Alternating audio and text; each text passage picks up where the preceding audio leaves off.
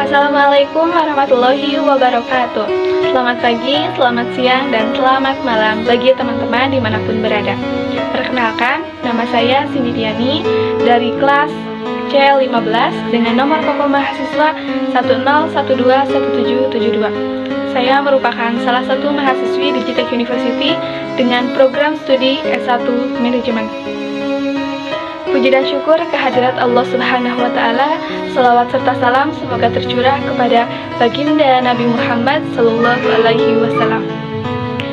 Di sini saya akan mereview sekilas terkait materi pendidikan agama Islam 6, yakni terkait materi kematian dengan sub bahasan jenazah. Jenazah dalam bahasa Arab terdapat dua kata yang sering digunakan. Yang pertama ialah jenazah dan yang kedua ialah jenazah. Tentunya sudah tidak asing bagi seluruh umat muslim untuk mendengar kata tersebut.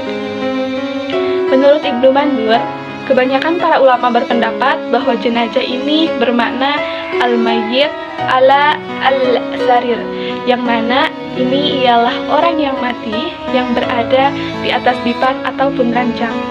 Nah, apabila di atas dipan tidak ada mayat, maka hal tersebut dinamakan sarir, dipan atau ranjang, dan nasyun, yakni keranda. Oleh karena itu, secara sederhana, jenazah merupakan orang yang meninggal dunia yang berada di atas ranjang ataupun dipan. Nah, teman-teman, sudah seharusnya kita sebagai manusia yang bernyawa sudah seharusnya mengingat dengan apa itu yang namanya kematian, dan sesuai dengan firman Allah bahwa setiap yang bernyawa pasti akan mengalami maut. Nah, oleh karena itu, ketika ada orang yang meninggal ataupun ketika kita melihat jenazah, sudah seharusnya kita mengingat pada diri kita sendiri apa yang akan terjadi jika kita berada di posisi tersebut. Nah, teman-teman, perlu diketahui bahwa jenazah ialah sebuah pembelajaran bagi kita semua, terutama bagi orang yang memiliki mata hati di dalamnya. Mengapa demikian?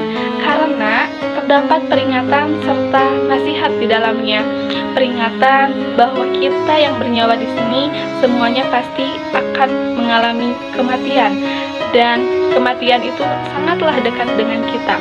Diriwayatkan dari Abu Hurairah bahwa setiap kali ia melihat jenazah, ia selalu berkata, "Teruslah, karena aku pasti akan menyusul." Nah, begitu pula dengan Mahlul al-Dimashqi. Ketika ia setiap melihat jenazah, ia selalu berkata, "Pergilah, karena kami pun akan pergi pula." Nah, itulah nasihat yang sangat bernilai bagi kita, berbeda dengan orang-orang yang lalai. Kemudian, apa sih penyebab kelalaian itu? Nah, penyebab kelalaian itu karena hati yang begitu keras akibat seringnya berbuat dosa sehingga membuat kita lupa kepada Allah, hari kiamat, dan lupa bahwa kita bisa mengalami kematian kapan saja. Dan yang pasti, kematian itu pasti akan datang tanpa ada yang mengetahui. Nah, orang-orang yang lalai tersebut terlalu sibuk pada huru-hara yang sudah ada di depan mata kita. Salah satunya terhadap dunia, kecintaannya yang menggebu-gebu terhadap dunia. Nah, sehingga hal ini dapat membuat kita terjebak untuk melakukan perbuatan-perbuatan yang sia-sia. Salah satunya, kita sibuk mengejar kebahagiaan kita di dunia. Kita sibuk melakukan main game seharian tanpa melakukan ibadah sholat 5 waktu. Nah, teman-teman, di era yang serba digital saat ini, tentunya semua kegiatan akan terasa mudah dengan bantuan teknologi yang semakin canggih. Oleh karena itu, kita harus dapat memanfaatkan teknologi yang sudah canggih itu untuk melakukan hal-hal yang bermanfaat. Nah, di mana ketika kita melakukan hal-hal yang bermanfaat, hal tersebut dapat mengantarkan kita pada Allah Subhanahu wa Ta'ala.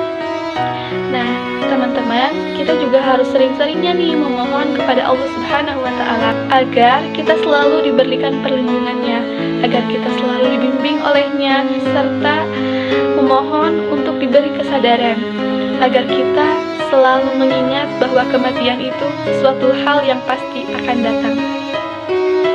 Lalu, apa sih yang harus kita lakukan ketika menyaksikan jenazah ataupun menghadiri upacara pemakaman?